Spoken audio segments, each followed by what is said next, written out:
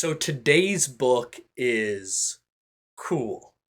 That's how I view this book. If there's any book that looks at ancient Christian history and the historicity of Jesus that is cool, it is this book. This is the book on the historical existence of Jesus that all the cool kids are reading. In Josephus and Jesus, T.C. Schmidt looks at Josephus' short description of the life and ministry of Jesus in the Antiquities. This is also known as the Testimonium Flavianum. And forgive me if I butcher that a little bit. And Schmidt looks at if this description should be considered a genuine writing of Josephus or a later addition that was snuck in by the church. And after looking at the authenticity of it, Schmidt also looks over the controversy of, is this description favorable of Jesus? Or is it neutral? Or is it negative? And I gotta say, this book is great. And one of the best things about it is that it's free. You can go to josephusandjesus.com to download a free digital copy of this book. And while I was reading Josephus and Jesus along with another book called This Generation in Matthew 24:24 by Ryan Meyer, reading those two books at the same time, I felt so blessed and privileged to read two great works at the same time. Both were thoroughly researched. It's not always fun reading all these books for reviews on Rev Reads, but it was really fun reading both of these books at the same time. Great work. And this book is so good because looking at the questions around the historicity of Jesus, this book answers the objection that Jesus never existed. This is looking straight at the foolish individual who wants to say Jesus never lived at all. And this book should put that objection to bed. If Josephus, who had no reason to lie in order to spread more rumors about a Jesus who never existed, if Josephus wrote about the life of Christ, it is impossible to argue that Jesus never lived. And the evidence is overwhelming, and I mean overwhelming, from phrase to phrase, that the Testimonium Flavianum, probably still didn't say that right, the TF is written by Josephus. And it would be impossible for someone in ancient times to so successfully match the writing style and the vocabulary of Jesus for that paragraph. And if you want to know a little bit more about what Josephus did write about Jesus and how we should interpret the descriptions that Josephus had regarding Jesus, just stay with me for a few more minutes. Welcome to Rev Reads. If you want to discover more books about the historicity of the Bible, please subscribe to the channel to stay up to date with my latest book review. Also, give this video a like, share it with other people online so that they can also know about Josephus and Jesus. And I want to say a huge thank you to my Buy Me a Coffee members.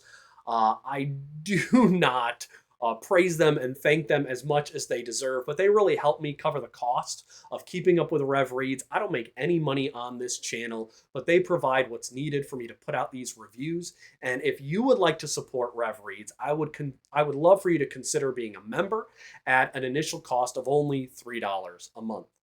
Josephus and Jesus was published in May of 2025 by Oxford Press. And this book not only answers the question of if Josephus testified about the life of Jesus, he did, but the more fascinating question is, what did Josephus really think about Jesus? Was he supportive? Antagonistic? Well, first, let's cover the basis. Josephus writes about the following facts regarding the life of Jesus. He writes that Jesus was a wise man who was a teacher who did miracles. People believed that Jesus was the Christ. Did Josephus? We'll see. Jesus was condemned by Pilate. The disciples then testified that after Jesus died, he rose from the dead 3 days later, and they continued to testify up to Josephus' day and went under the name Christians. And the fascinating question when looking at that description of Jesus, was Josephus a supporter and believer of Jesus? Because as Schmidt demonstrates in this book, and I think he demonstrates this very clearly by examining phrase after phrase, that there are various ways that people can interpret Josephus' words, that Josephus was surprisingly ambiguous about Jesus. His writing was more neutral than anything else. And what's really crazy is that it's so neutral that almost every phrase in the TF could be taken as negative, neutral, or positive. For instance, Josephus wrote that Jesus was a doer of incredible deeds, a teacher of men who receive truisms with pleasure. The word that Schmidt translated as incredible, it could also be translated as miraculous, which would be a testament that Jesus did these positive miracles.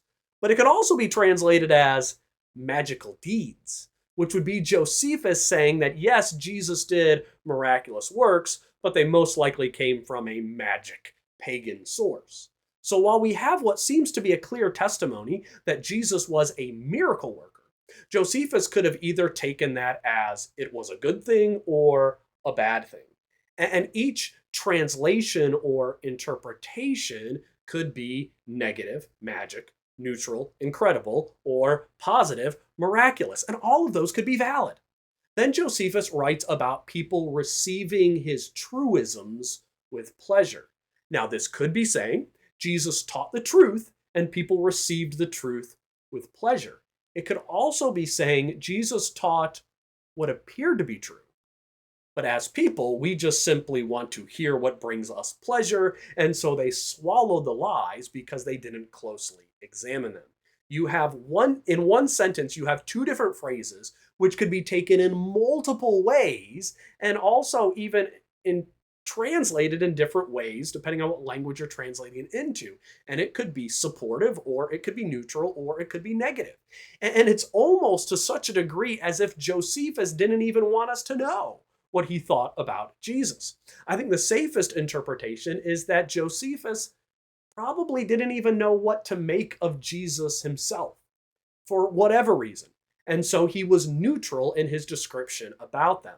But if I was forced up against a wall based on this book to pick Josephus having either a negative or a positive view of Jesus, I would guess that Josephus had a negative view of Jesus, which frankly really supports the historicity of Jesus, because it's more valuable to have Jews who rejected Jesus and testified to both his ministry and the faith of the disciples that Jesus rose the third day than it is to have Jews who believed in him. Because now, if Josephus was antagonistic to Jesus, he has no reason and he has no motivation to write this biased account about Jesus' life. Now, the final portion of this book covers how Josephus would have come to know his information about the life of Jesus. Like the first two issues, Schmidt proves through thorough evidence for his arguments that Josephus had ample opportunities to know and interact with the key players or their associates during his lifetime, and especially those who condemned Christ to crucifixion. Joseph was ideally positioned to know individuals, relatives, and associates who were present when Jesus was condemned and crucified. This makes him a crucial witness to the basic questions of Jesus' life and his ministry and his death. Josephus was in an ideal position to confirm that Jesus was a miracle worker, he was crucified by Pontius Pilate, and that his disciples did testify that he rose from the dead 3 days later. Josephus may be our best witness to the historicity of Jesus outside of the Bible itself. And Schmidt's work here is great. I just don't feel like I can speak highly of it enough. Those who seek to defend the name of Jesus and speak of the truth of his death and resurrection, you need to make this book a must read.